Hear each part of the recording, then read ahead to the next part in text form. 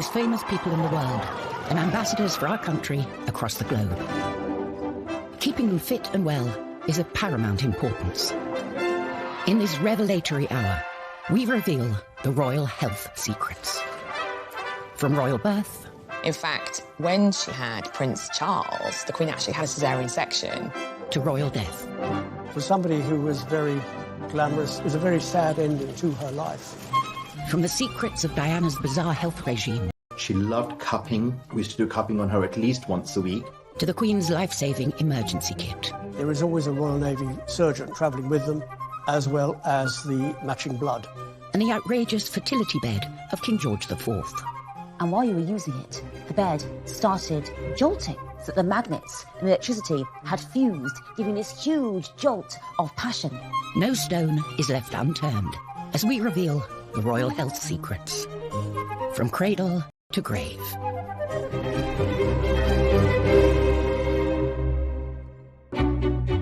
The royal family lead lives of jaw-dropping luxury and glamour in return for carrying out their duties. And there's one duty that's more important than any other. It can certainly be argued that the most important role of the royal family is to keep the royal family going. That means producing heirs and making sure that they produce heirs. The nation's rejoicing is marked by a salute of guns. Her Royal Highness is the proud and happy mother of a prince. The first stop on our tour of royal health, birth. Prince Harry dozed, behaving impeccably. We're used to royal babies born in private hospital wings and paraded in front of global press. But it was a different story. The Queen gave birth to Prince Charles in 1948.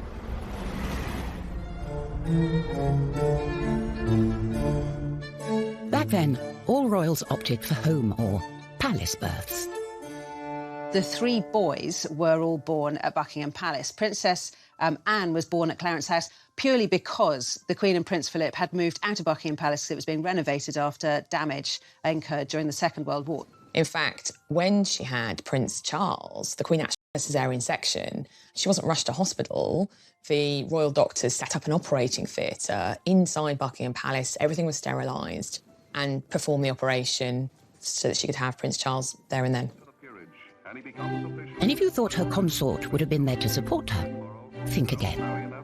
Well, apparently Prince Philip was swimming and playing squash when Prince Charles was born, which, frankly, is about as useful as a man of his youngest child. By that time, it's thought that the Queen put a lot of pressure on him and said modern fathers and modern husbands are at their wives' bedside during the birth now, so you jolly well can be too. The head obstetrician was Sir John Peel, Ingrid Seawood's godfather. Only one secret about the delivery ever escaped his lips.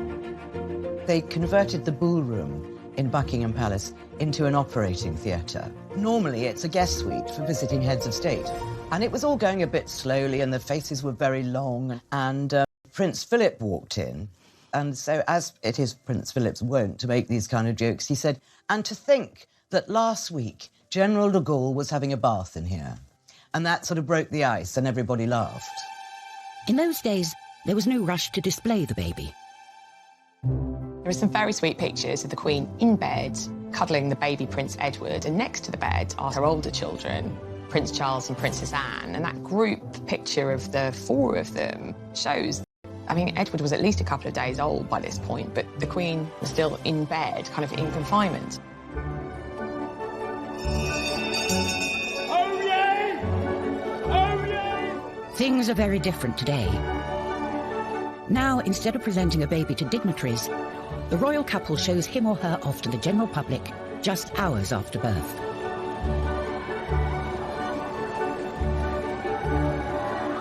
And this is where it usually happens. The Lindo, a private wing of an NHS hospital close to Kensington Palace. One of the reasons that the royals have chosen the Lindo wing over other private maternity units in London is because it's aligned to St Mary's Paddington Hospital, so it also has all the facilities of a fully fledged hospital. The first royal baby to be delivered here was Princess Anne's son, Peter, in 1977. Princess Anne was driven to St Mary's Hospital in London for the birth of her child.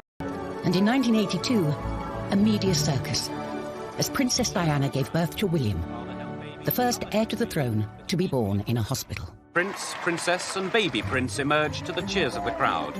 It must have seemed only natural for William to return 31 years later for the birth of his own son, George. Well, he's got a good pair of lungs on him, that's for sure. He's a big boy, he's quite heavy, but we're still working on a name, so we'll have that as soon as we can. As you might expect, the place where the royals give birth does not come cheap. The Lindo wing is very expensive. It's around £6,000 for their standard room a night. If you want the deluxe option, it's an extra £300. As this promotional video shows, the Lindo has all the facilities you'd expect. I had my daughter there. It wasn't very glamorous at all. And when Diana had William there, it wasn't glamorous. But now it's quite smart, and still got the knowledge that anything goes wrong, there's going to be a lot of people that are going to be able to help you. So what's it like inside a hospital fit for the future king or queen? Catherine Filkins had her daughter Isla there in 2017, just months before Prince Louis's birth. It did feel a little bit like you were staying in a hotel in terms of they had really nice toiletries that they provided for you in the bathrooms, and you had, a room with your own ensuite bathroom and your own private room.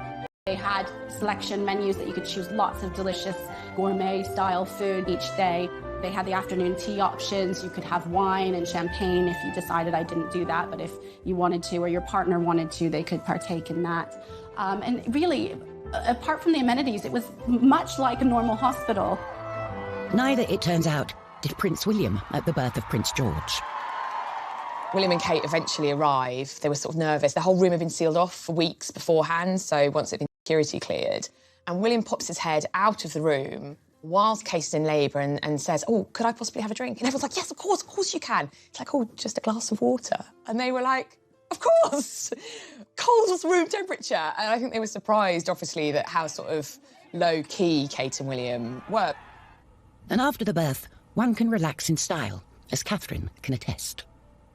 We had booked a standard room, and when we got to our room, we were in a deluxe suite, and we were led to believe that it was the room where the royals were, and it was huge. The immaculately presented Kate has helped make the Lindo Wing photo call a modern-day institution. Any parent, I think, probably sort of know what this feeling feels like. It's very special.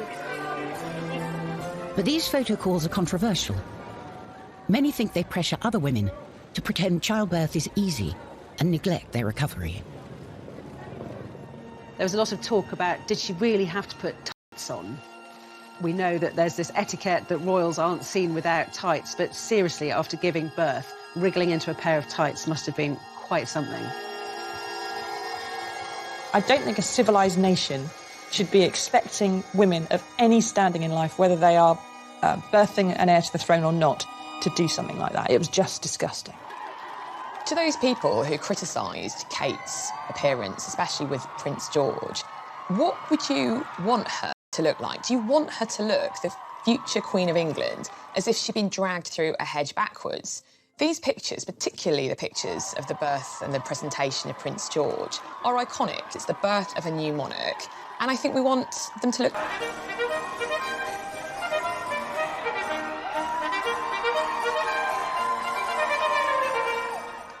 Coming up, the secrets of George IV's outrageous fertility bed. The bed started jolting, so that the magnets and electricity had fused, giving this huge jolt of passion. And how the Queen's health is protected wherever she goes. There is always a Royal Navy surgeon travelling with them, as well as the matching blood.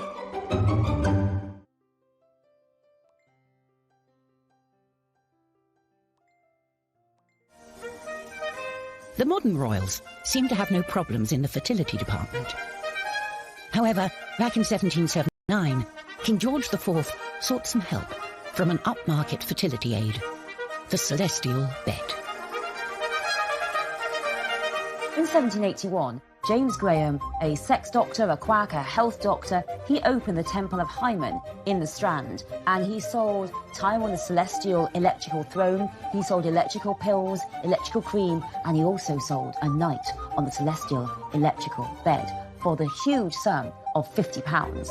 That's over £4,300 in today's money to enhance your reproductive health. You got on the bed, and these servants were dancing around it, playing on their harps, glamour girls. And while you were using it, the bed started jolting, so that the magnets and electricity had fused, giving this huge jolt of passion. Now, this was supposed to be for fertility and to create a child. I'm afraid to say that lots of people used it just to have fun, including the future George IV, the Prince of Wales, who apparently went on there with his mistresses for a wild time. From fertility to vitality. Far from the quack doctors behind George's celestial bed, the modern royals have constant medical attention of the highest quality, and doctors at their beck and call. The medical care that the Queen receives is different from ours. She has the best doctors in the land, and she doesn't just have one doctor. There'll be three who to consider her problems and come to an agreement about how best to treat it, whatever it might be. The royal doctors accompany the Queen wherever she goes. When the Queen travels, there is always a Royal Navy surgeon travelling with them, a defibrillator, as well as the matching blood. With some of the places they go to, there's never any guarantee that there is going to be the right blood, and they prefer to carry their own. But the Queen's constitution isn't just down to her doctors. Her active and outdoorsy lifestyle has played a part. Isn't the Queen amazing? 93, still incredibly as fit as a fiddle, and on her feet for hours. A fiery stallion. She rides these fell ponies who are very broad and very comfortable, a little bit armchair, because she injured her knee, and of course she says she's a fair weather rider now, but you can't blame her for that. Many of us without the Queen's willpower need a little help to get fit. That's where personal trainer Nadia Fairweather comes in. In 2009, Princess Beatrice called in Nadia to take a 360-degree look at her diet and exercise. Beatrice came to me because she had some unfortunate photos taken of her on the beach when she was a teenager, and they were quite unflattering, and they made her feel really badly about herself. I think the pressure on the princess is really hard because they're in the public eye all of the time. You can never have an off day. The royal can face different barriers to staying fit than we do. Firstly, there's those huge banquets that Beatrice would have to attend. Our little trick was that she would eat before she left, so she had a full stomach before she arrived so that she wasn't eating everything on offer when she got there. Then there's the paparazzi and the public. Beatrice and I used to train really early in the morning to avoid people recognize her, and they would often interrupt our session. They'd get right in her face, not even ask, they'd just take a photograph of her. Someone who doesn't need help to motivate herself is the Duchess of Sussex. With Meghan, the royal family has gained a real fitness fanatic. We all know that Meghan, the Duchess of Sussex, is a yoga aficionado. Her mother is a yoga instructor, so she's been doing it all her life, and we know has even introduced Harry to the delights of yoga and has been getting him to do an early morning yoga session. She likes doing it in the dark, with hip-hop blaring, maybe a few candles. Meanwhile, Meghan's husband, Prince Harry, is a member of the swanky Kicks gym in Chelsea. Kicks Gym, KX Chelsea, is so exclusive. It's £600 a month. Yes, it does have gym equipment in there, but it also has, you know, a restaurant, it has a spa. Prince Philip, on the other hand, has followed a more no-thrills approach. When he was first married to Princess Elizabeth, he used to put on sweaters and run round the garden until he got a real sweater. The Queen thought he was mad. His tailor says that he's never actually had to take out any of his clothes. He still fits into all the uniforms he's had his entire life, which for a man pushing 100 is extremely impressive. The answer for everyone should be keep fit and stay alive. The secret to Philip's success is the 5 Basic Exercises programme, or 5BX, an 11-minute routine developed for the Royal Canadian Air Force. The advantage of the 5BX is that you don't need any equipment. It doesn't take up a lot of space or a lot of time. All the major muscles in the body have been used, so you see that it is balanced. For some royals, keeping fit and healthy isn't enough. They like to take matters into their own hands, using alternative therapies to treat themselves. The royal family for many, many generations have been fascinated by homeopathy, by alternative therapies, by the occult. Prince Charles is a passionate advocate of homeopathy, and in 2019, controversially, became patron of the Faculty of Homeopathy. He's absolutely devoted to it, and it's one of the weaknesses that people see in his critical thinking. Homeopathy is based on the principle that a substance that causes a symptom can also cure that symptom. Britain's most senior doctor, Dame Sally Davis, said she was perpetually surprised homeopathy was provided on the NHS and branded it as rubbish. In 2017, NHS England stated that no GP or prescriber should be providing it at all. However, the British Homeopathic Association maintains that a growing body of published research in good quality peer-reviewed journals shows that homeopathy has a positive effect. Prince Charles should be using his absolutely huge profile and platform to be promoting something that has evidence behind it, something that is going to actually help genuinely his nation. Famously, the biggest advocate of alternative therapies in the royal family was Princess Diana. That liver meridian take away all your tension. Dr. Lily Howe is an acupuncturist who treated Diana for stress and anxiety from 1996 until her death. She come 1 week, at least about 6 months, and after that, you know, even after 1 month, and she kept telling me, she said, Dr. Lily, I never feel as good as now physically. Acupuncture really can help her to calm her down, to give her more energy. And also, she said, before when she faced problem, she easily to break a tear and then lose her temper. And now she just face it. Princess Diana always said, if it can help me, it of course can help other people with similar problem like me. But Princess Diana didn't stop at pins. In his Marlebone clinic, Nish Joshi is practicing an Eastern therapy called cupping. She loved cupping. We used to do cupping on her at least once a week. What you're trying to do is you're improving the flow of blood into a tissue by creating a vacuum to therefore allow detoxification of... At the time of her separation from Charles. And Nish took her holistic health in hand, from cupping, osteopathy, and nutritional advice to cognitive behavioral therapy. Visualization exercises, starting to get her to sort of understand how to meditate, how to start creating a more positive attitude as well. I remember once going into her bathroom and around her mirror, she had Post-it stickers with little positive messages on there. And I just thought that was really amazing that, you know, she herself used a lot of positive affirmations to motivate herself on a daily basis. Nish's relationship with Diana was more than that between most therapists and patients. I mean, sometimes on a Sunday, she would just come over and we would just cook lunch together and just flop and, you know, watch TV, and it was fun. While many people thought Diana pursued fads, Nish thinks she was simply ahead of her time. Diana was really a sort of a trendsetter. She was exploring more natural approaches to her own well-being.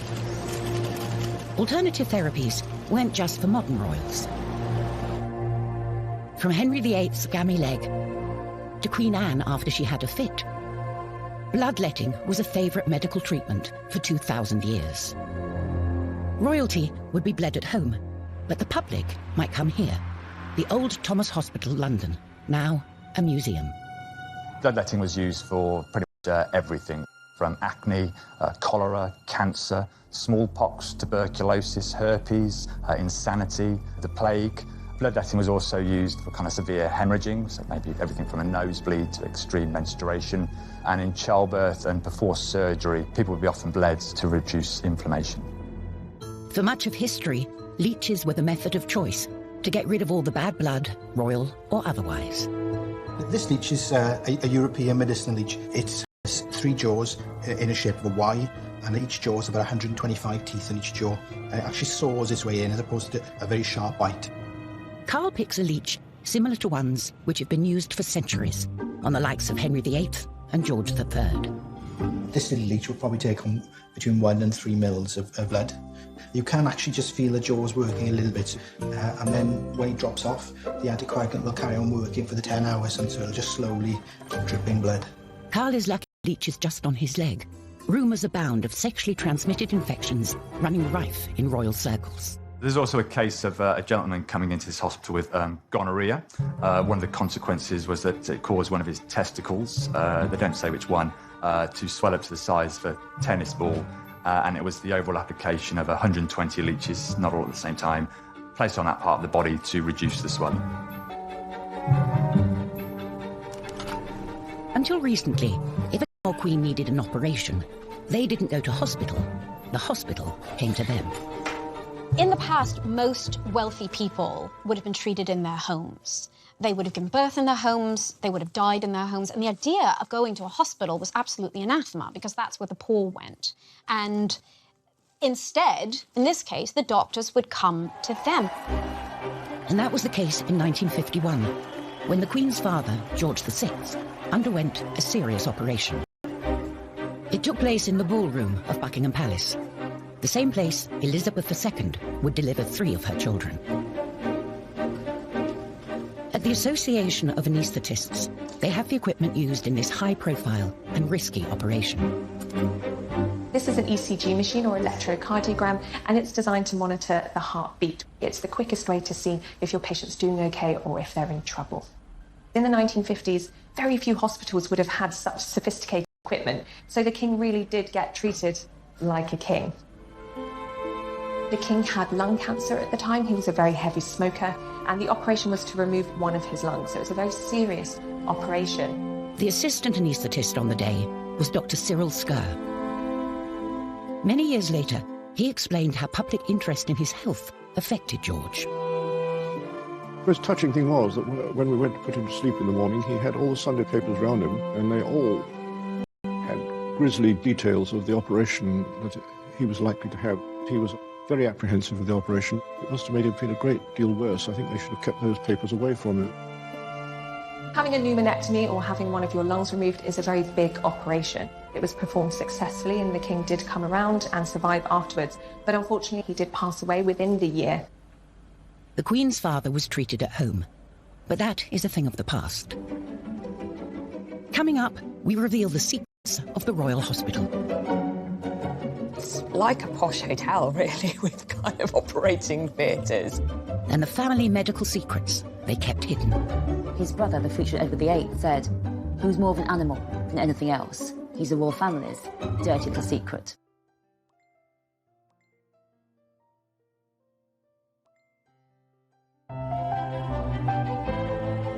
For many centuries, the health of the monarch was seen to reflect the health of the nation.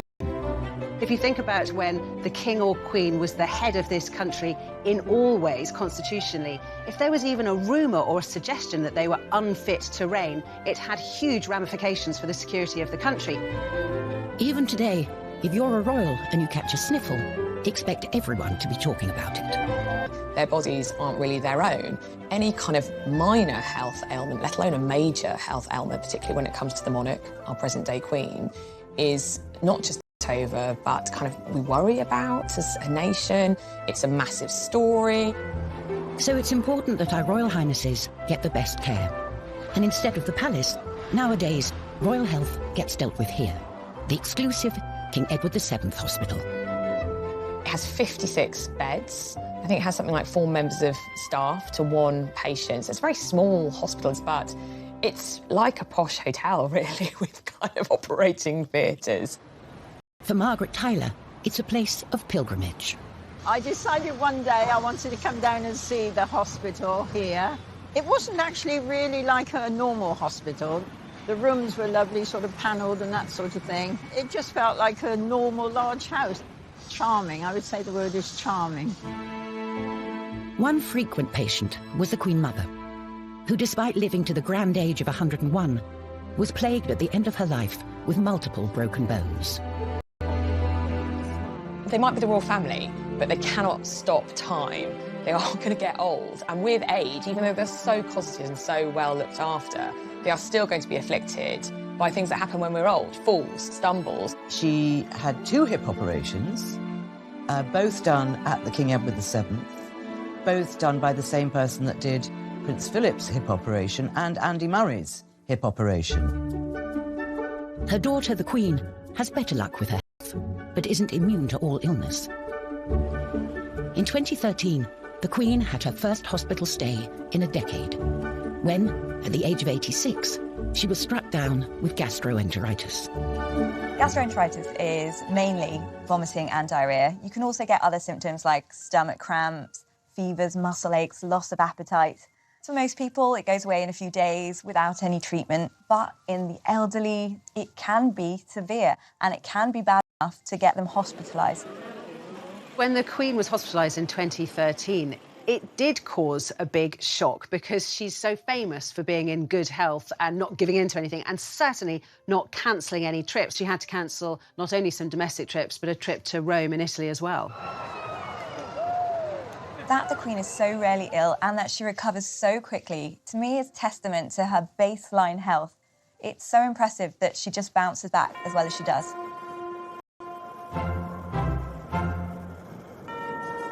Prince Philip is another famously robust member of the royal family.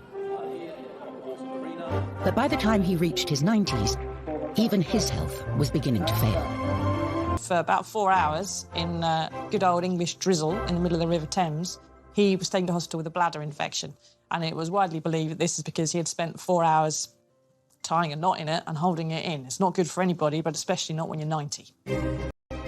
And while getting sick isn't often a matter of choice, dangerous hobbies sure are.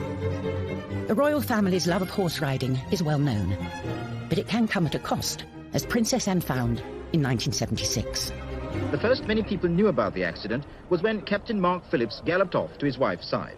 The princess, unconscious, was covered over with blankets as officials anxiously summoned an ambulance. Princess Anne was taken to hospital, but got lucky escaping major injury. Later learnt that Princess Anne had cracked a vertebra. But her daughter, Zara Phillips, has not been so fortunate.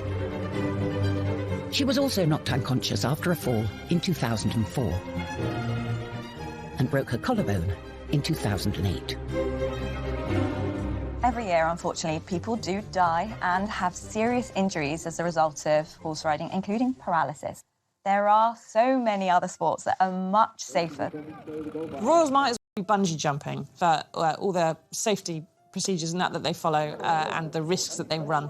Bungee jumping in a car park above concrete with a really rubbish elastic band. To correct her spine, Princess Eugenie underwent major back surgery.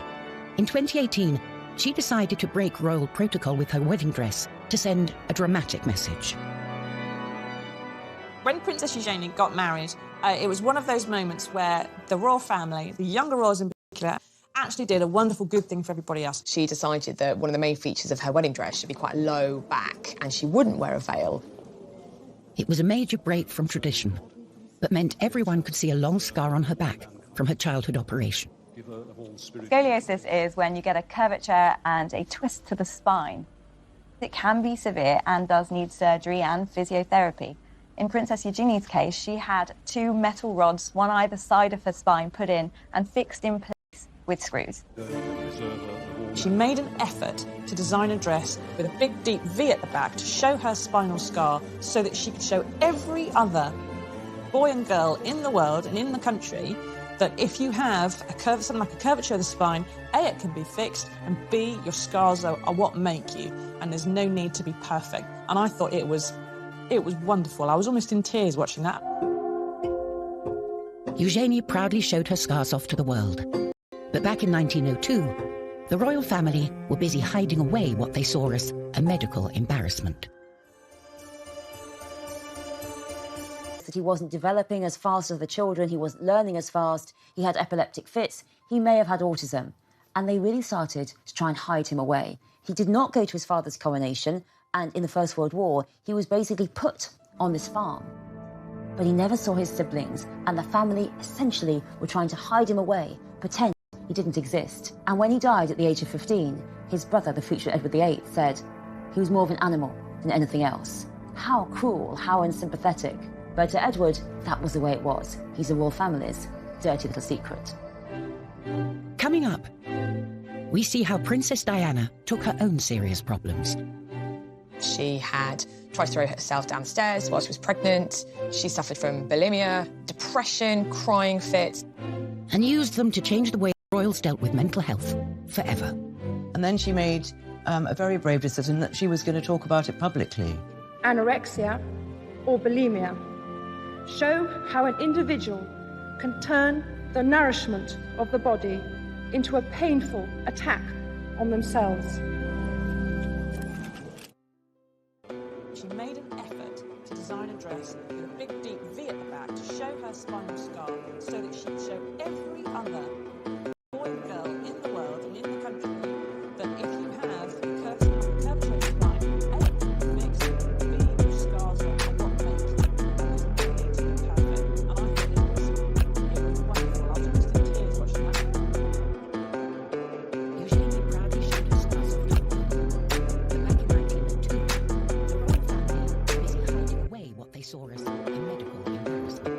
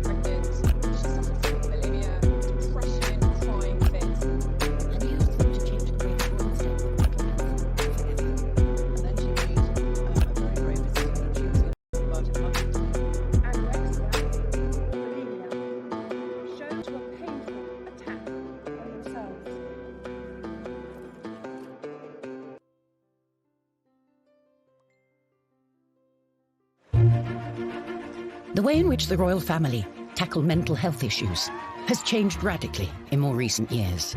And much of that transformation was due to one woman. No one really knew that Princess Diana was suffering from mental health issues until the bombshell book written by Andrew Morton, which revealed that she had tried to throw herself downstairs while she was pregnant. She suffered from bulimia, depression, crying fits.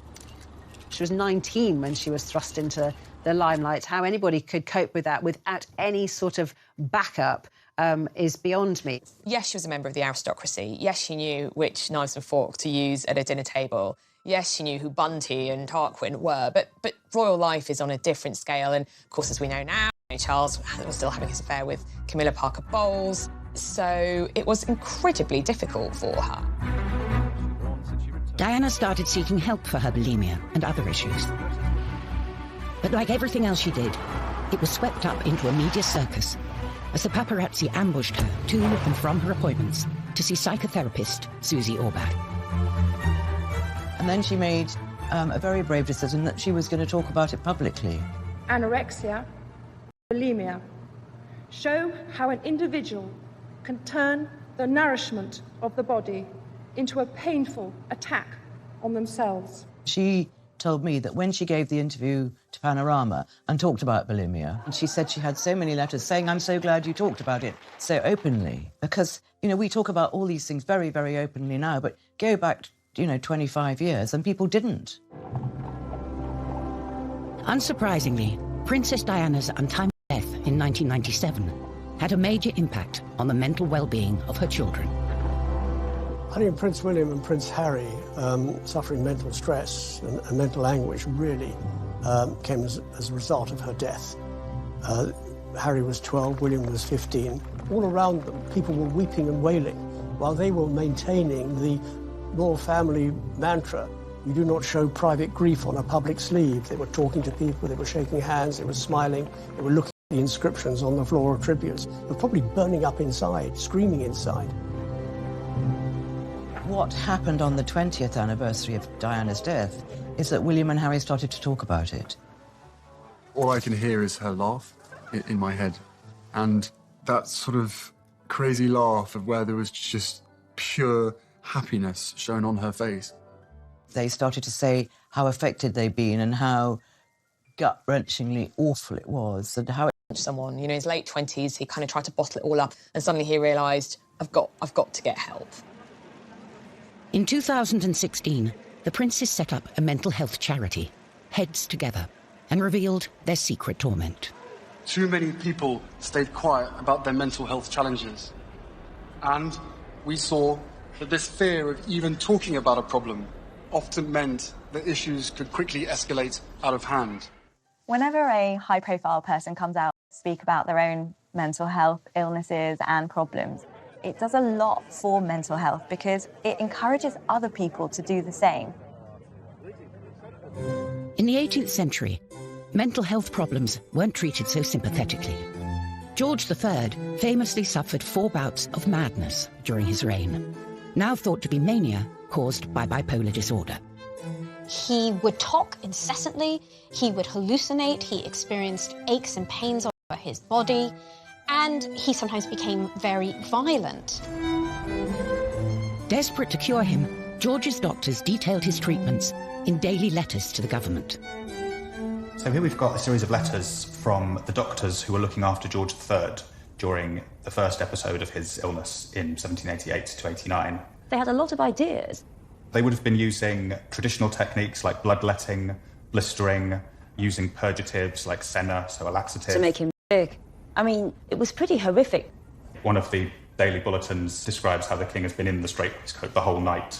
So he's basically been tied in his bed. So they talk about what a terrible night he's had. This is someone who his mental health is paramount because his mental health is the country's mental health. So this is a political crisis, but yet it's all about the king's body.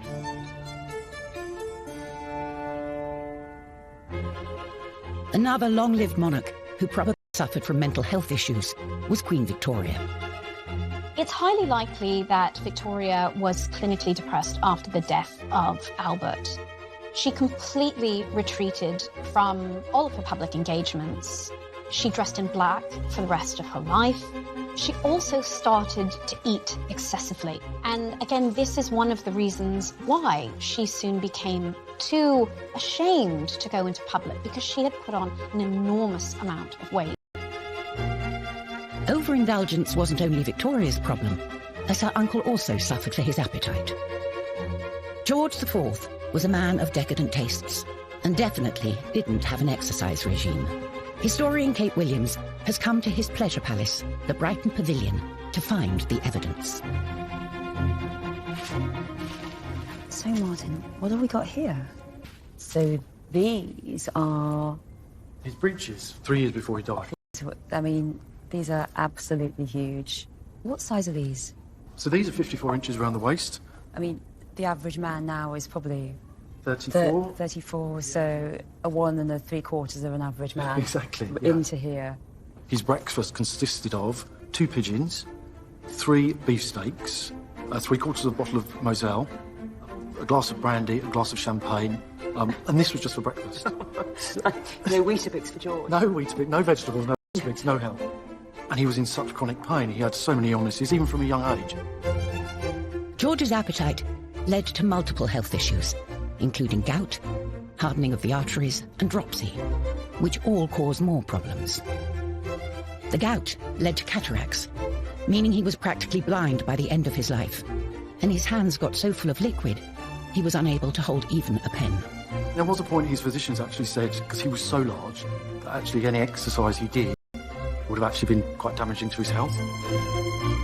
By the end of his life, he had to sleep sitting up to avoid being suffocated by his own weight, while doctors regularly tapped his abdomen to drain excess fluid. This is the reality. A man who had a life of excess, and his health was... Shot. Absolutely shot to pieces. Yeah. Wow. It really brings home that one of the worst threats to a monarch's health is actually his own indulgence. But George IV wasn't the only royal who fell foul of their decadent lifestyle. The Queen's sister Margaret died in 2002 at the age of 71 after enduring years of bad health. Poor Princess Margaret, a lifetime of hard living finally caught up with her. All that drinking finally caught up with her. She scalded her feet in a shower, moustique. I mean, she didn't realise that the water was so hot, and then she literally was so hot it scalded her. That was a sort of led to more and more medical problems with her. Migraines, laryngitis, bronchitis from all the smoking, hepatitis, pneumonia, not forgetting the 3 strokes. For somebody who was very glamorous, somebody who enjoyed life, to suddenly be confronted with burns that you don't quite get over, to have a number of mini strokes you don't quite get over, it was a very sad ending to her life. Thankfully, her sister the Queen is much healthier. And just as well, when we've seen how the health of the monarch has been synonymous with the health of the nation for most of British history. The monarch is if the monarch is strong and healthy, the state is strong and healthy. We still wait with bated breath for every royal operation and celebrate every royal baby. And to many people, what happens to a royal body is almost as important as what happens to their own. It's always that kind of dichotomy. They're like us, but they're not like us. They live in palaces and drive around in carriages and have every kind of luxury that life could ever throw at them. But on the other hand, they are just like us because they still need hip replacements, have knee trouble, they break wrists, and so it kind of shows that they are just still like us. We have a very strange psychological connection to the royal family, as though they are our own family in some way. And so when their health suffers,